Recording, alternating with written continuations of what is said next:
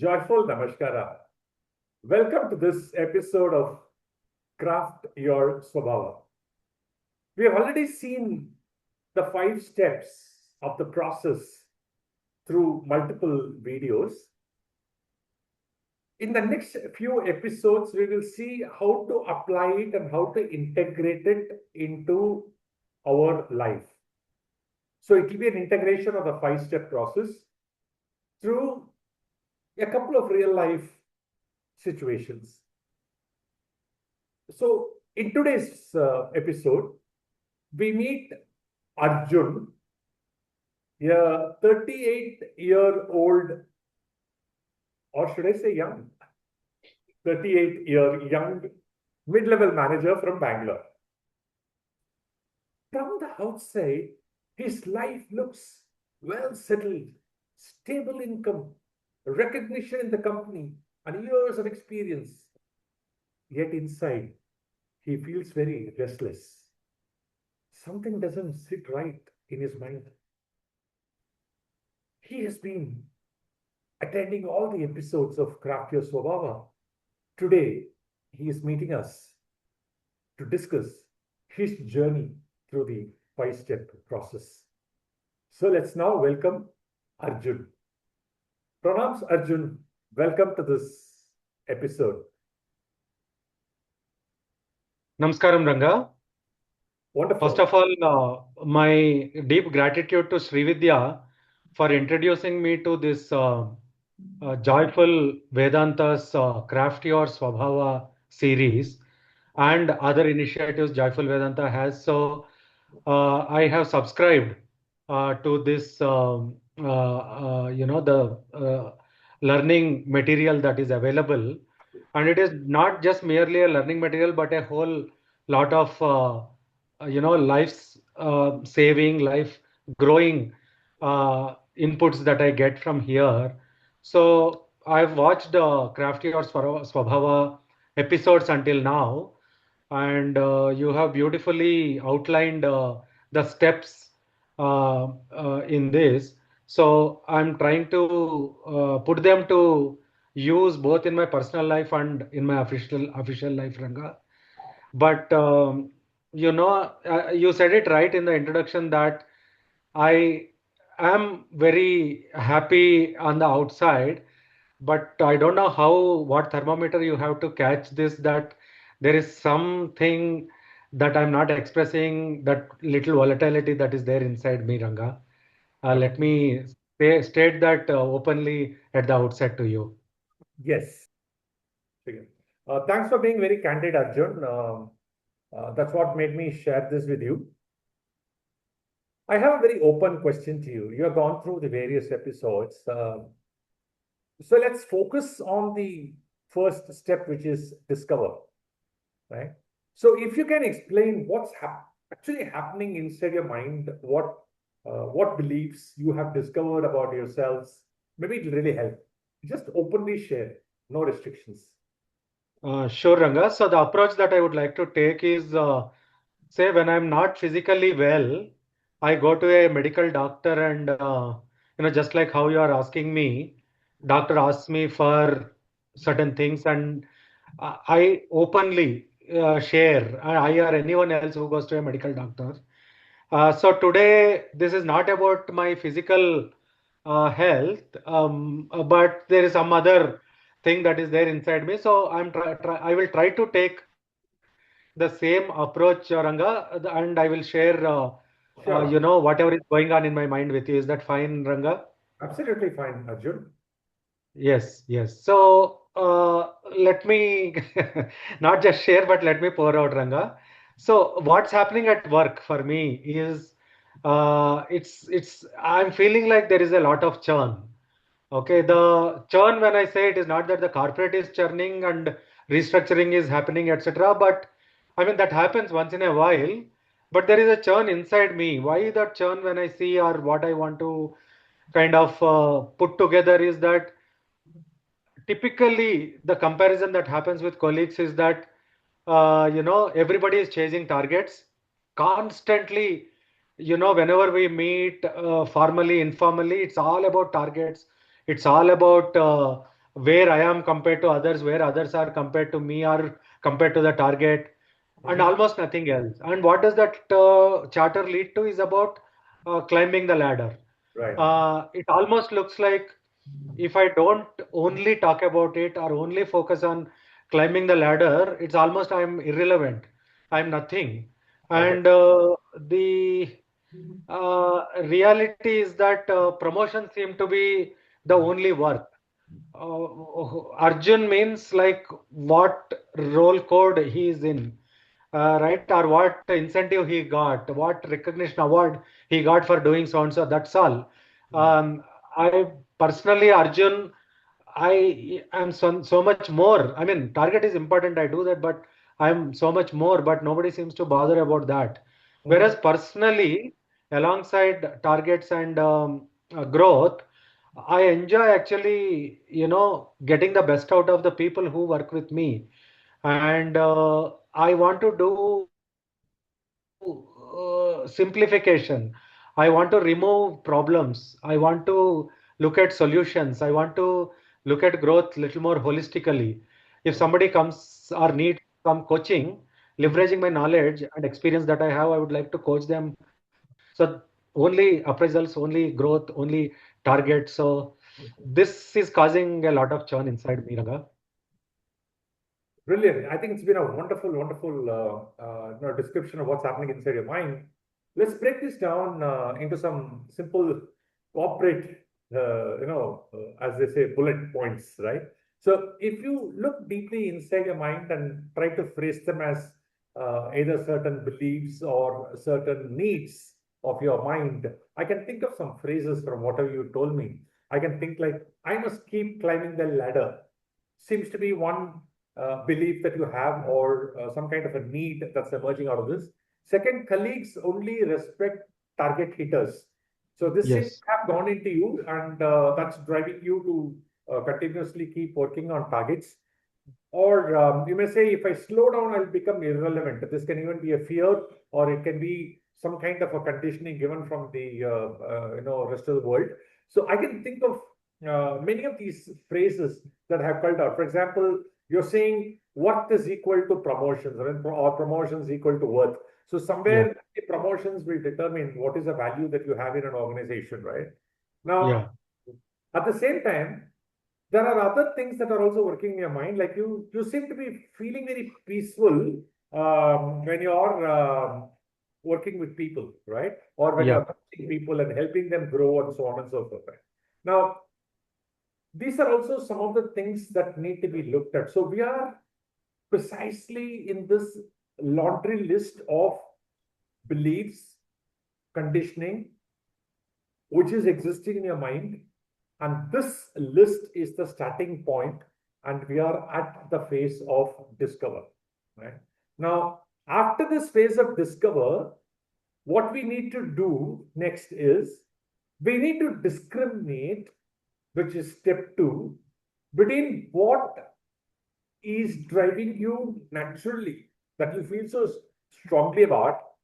Second, what you seem to have got from outside because of some reinforced messages that are coming to you. So we need to do that in the next step. So shall we move on to the next step? Are you ready? Yes, Ranga. Yes. Oh, that's wonderful, Arjun. Now that inside your mind you have a list of things, which is a kind of a laundry list of many things, we will move to the next step, discriminate, where you will have to identify which of these things you have got through external conditioning and which seem to be coming very naturally to you and you feel very energized when you think of it or do it, and which of these has come from outside. So shall we go through that exercise? So you can maybe share again openly whatever you feel about it from what you said. Sure, Ranga. So many thoughts that I just shared with you, and you have very beautifully, bulleted them. Now, in that, you're asking me which one is, based on the circumstances or the people that I work with, the conditioning that I get from them, vis-a-vis inherently what I feel good about, Yes, right?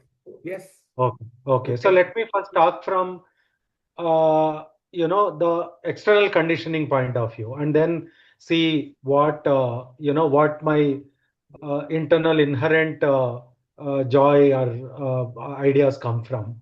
So the external conditioning point of view, I always feel that my worth or my self is kind of looked at by others based on what title I carry, what designation I carry, and how often I tell people that I've got promoted, and what salary people always look for, what salary I'm drawing, etc. So what this points me to is that by mainly because of the external interfaces, Hmm. growth means larger number of team members that I manage, or larger amounts of budgets I manage, larger number of stakeholders I have, or the more number of calls, irrespective of the whether those hours are earthly or unearthly. If I continuously say that I have a call, people seem to say that I'm busy, I'm worth something, etc. And another factor is that about promotions, Hmm. not just change in designation, but promotions, and the parties people throw based on promotions Okay. that they get, right? So, there is a fear that inside me, that if I don't chase all these things, the titles, designations, budgets, number of calls, I sometimes feel that I'll be left behind. Okay. Uh, but I know that that is all coming because of the peer pressure or societal pressure or Hmm. conditioning that I'm getting, etc. Ranga. Okay. But then there is also what you asked me about, that what is my true nature, inherent um, joy that I get from, right? The joy that I get from is actually, or the growth that I see inside me is based on mentoring, solving problems, simplifying uh, the processes that are there, Hmm. then removing conflicts, sitting across one to one with junior team members, and you know showing them, giving them direction, giving some margadarshana, and actually seeing them grow True. based on these interventions that I do. And I really get energized when these things happen, and when I find time in all the chaos that is out there, based on the conditioning, when I find time and do these things, I really feel energized, Ranga. Okay. You have mentioned more from a professional context. Even from a personal context, are there anything else that energizes you outside of office? Absolutely. I mean, there are few things that energize me. Say playing tennis energizes me a lot, uh, and because of the chase that I have to get into call after call after call, irrespective of whether it is morning, late evening, late night. So sometimes I get chance to play, sometimes I don't get chance to play.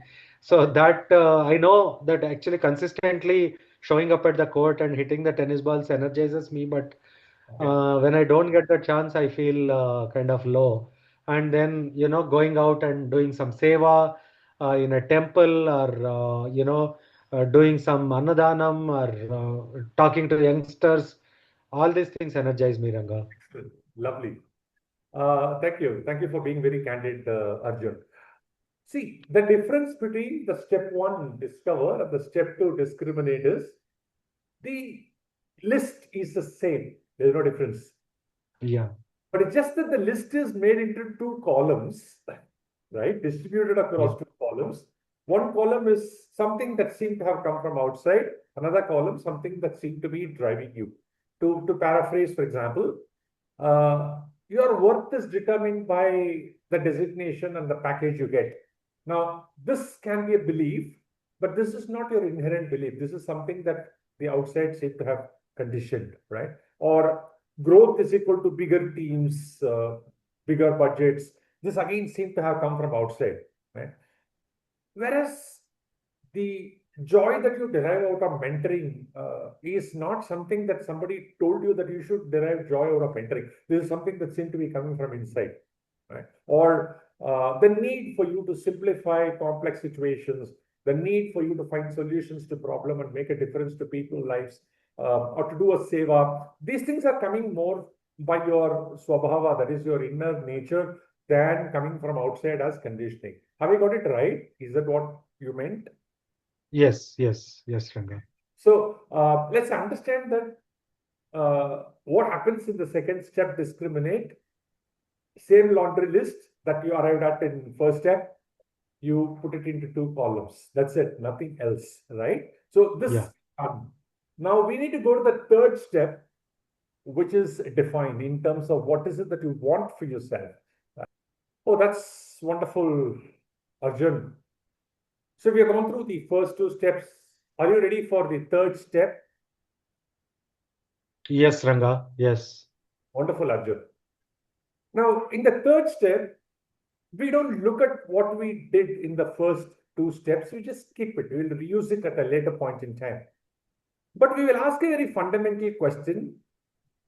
Being driven by our innate nature, what is the goals, the vision, the purpose that you would want to define for yourself? Uh, Try jotting down things. It will be very hazy initially. Maybe it will help if once you jot down and you figure out in one single statement, if you were to state a purpose for yourself in terms of what you want to do in your professional life, for example, what will that be? Okay. This is in the context of professional life. Yes, I would like you to restrict it to professional right now. Professional.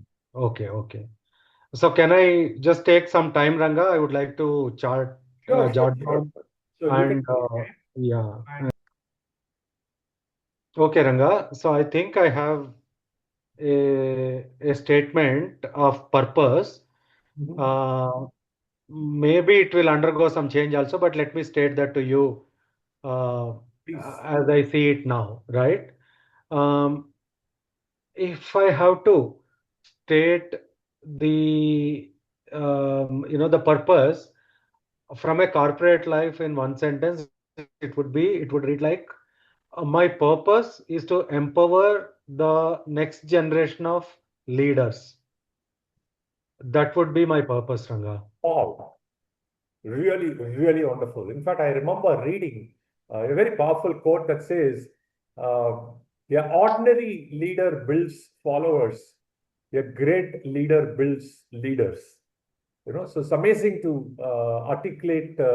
See you articulate this so beautifully that your purpose is to empower the next generation of leaders. Wonderful. Um, Now you see how this is not something that's given to you by someone else. This is something that's coming from inside. This is not borrowed. It is an energy that is coming from inside. Is that right? Yes. Oh, that's beautiful. So the third step of the process is very simple, and you have made it even simpler by defining it so beautifully. I know it must have taken quite some time. You would have, filtered through many of these thoughts and then arrived at this particular statement. So keep this statement on one side.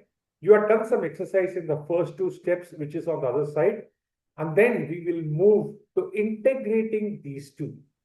Right? Now, what's the meaning of integrating these two? I have a laundry list of what I have arrived at, given by outside, and what I am driven from inside as beliefs. And then I've arrived at future in terms of what I want to do. Now we have to marry these two things, right? This is what we will do in step 4. Right? Are you ready, Arjun? Yes, Ranga. Yes. Wonderful, Arjun. We are now in step 4 of the Craft Your Swabhava process ladder. Right? Step 1 was discover. Step 2 was discriminate. Step 3 was define. Step 4 is titled as design. What does that mean? If this is what you want, which is to empower the future generation of leaders, for that, what are the deep beliefs that you want to install in yourself?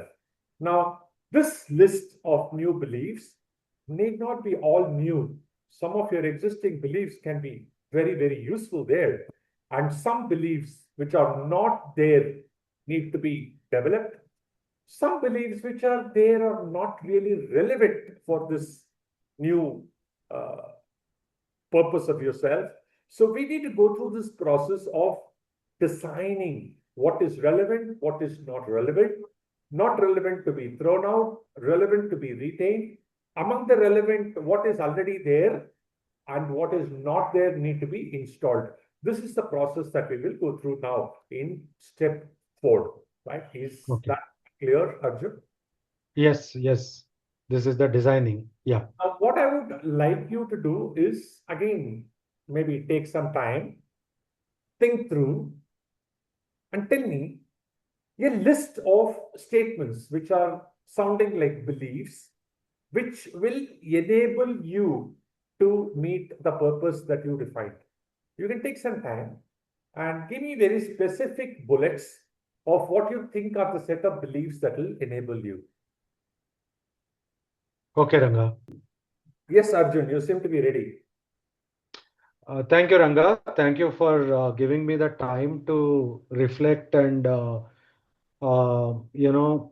make some statements, create some statements that could help me towards the purpose in the corporate life, right? So that I have come up with. So I'm ready with a few statements, Ranga. So can I read them out? Please read them out. Yes. So one is that my true growth, um, my true growth lies in creating growth for others. This is Brilliant. one thing I feel, Brilliant. Ranga. Okay. My true growth lies in creating growth for others. Okay. The second one is mentoring is also leadership. Mentoring is leadership. Okay. Leadership is not just a title or designation or target hitting. Okay. Mentoring is leadership. This is my second one. Um, the third is um, impact matters more than titles. The kind of impact that I make Okay. matters more than just being of a title that has some senior or something in front of a designation, right? So that is the third. Okay. That brings me to a very interesting observation that there are many people in an organization who create a deep impact even without titles, right? Yeah, yeah. Okay. So Wonderful. impact matters more than titles. Okay. Um, the fourth one is let me pick this. Every conversation is an opportunity to empower.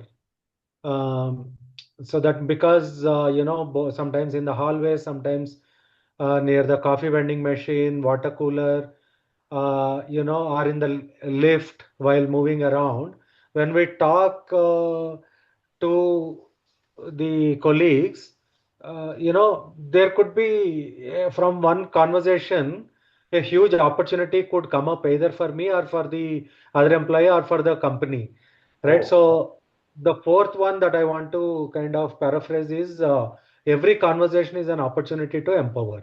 okay. Sorry for interrupting. This is really, really beautiful, Arjun, because many of us look at conversation as just a conversation, or some people look at conversation as just a mere transaction to be completed, right?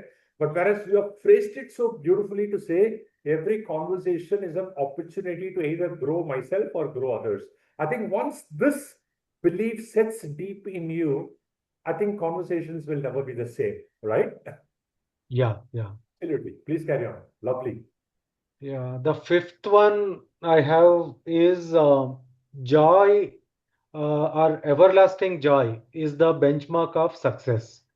Hmm. How, when I say after several decades of corporate career, if I want to look back and see what I want to recognize as success is how joyful I am while I was in the corporate life, right? So joy is the benchmark of success for me. The last one, Ranga, I am a mentor leader, or sometimes I can even be a servant leader. Uh, that matters more than uh, merely a title chaser, Oh, wow. right? Or a target hitter. So I'm a mentor leader, not a title chaser. Is another one that I have come up with, Ranga. You see how suddenly, um, when your benchmarks earlier was how many people reported to you, what kind of designation you had, and what kind of salaries you had, suddenly the benchmark has now changed to how joyful you are on a consistent basis, right? This change seemed to happen very naturally, right? And how titles matter, targets matter to how much you're able to help someone grow became a higher priority to you. And that's the beauty of the process, right? So, where you start with your purpose and then try to go back and see what are the beliefs I need to build into myself, right? So beautifully, so beautiful. Anything else that you would like to add, Arjun? No, Ranga, there are many more, but I feel that these four or five that I came up with are, they truly reflect Excellent. connection to my purpose. Fantastic. Now, out of this list, as you said, there are many more. I want you to also list down all those also at some point in time.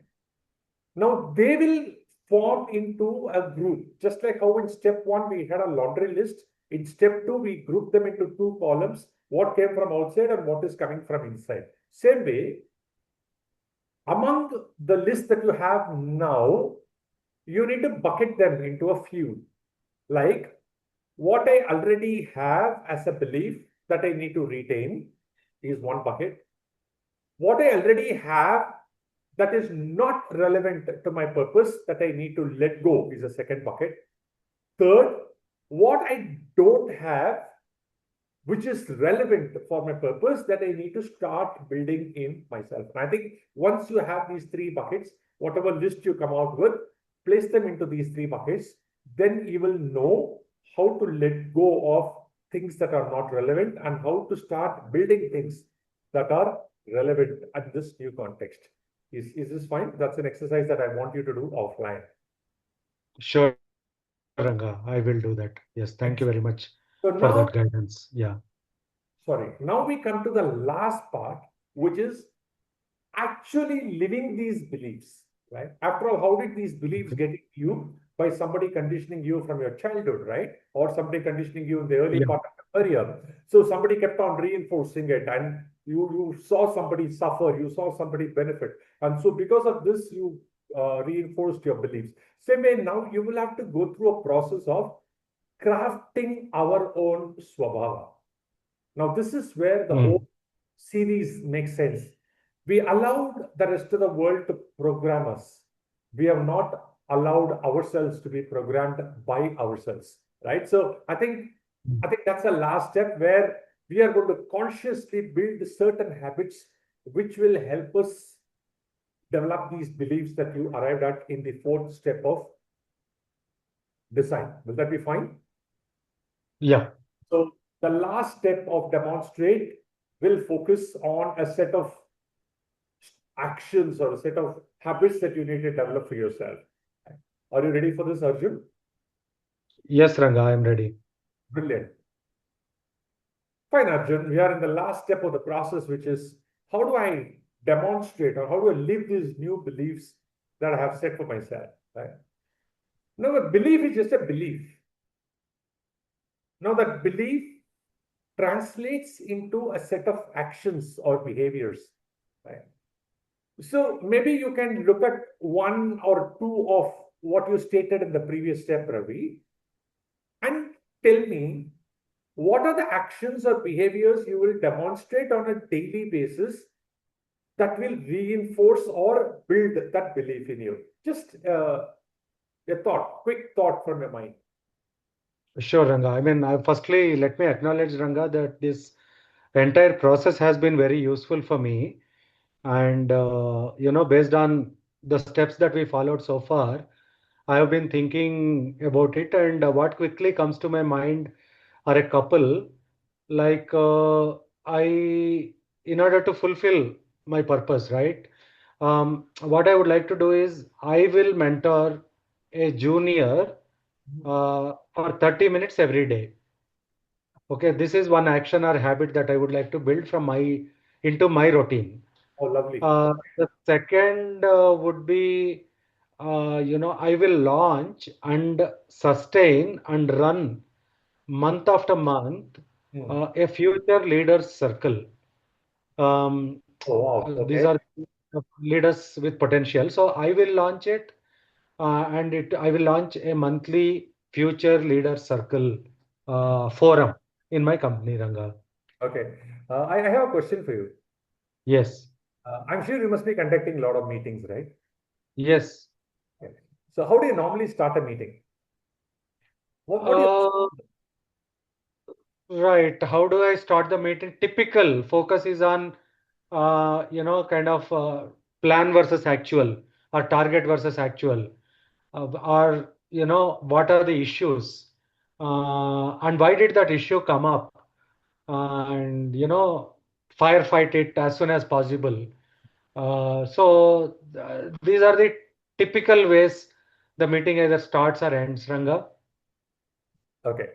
Um, what if I suggested to you Yeah, develop a habit of starting the meeting not with targets or any such questions which focus on transactions. Since yeah. you're moving away from transactions to growth for yourself and for others, how about starting a meeting with a question, what did we learn from last meeting to now? Yeah, it sounds interesting. Yeah, Right? I will take that, Ranga. Yeah, Just a thought I'm giving you, right? yeah. For example, do you have the habit of maintaining a journal? Yes.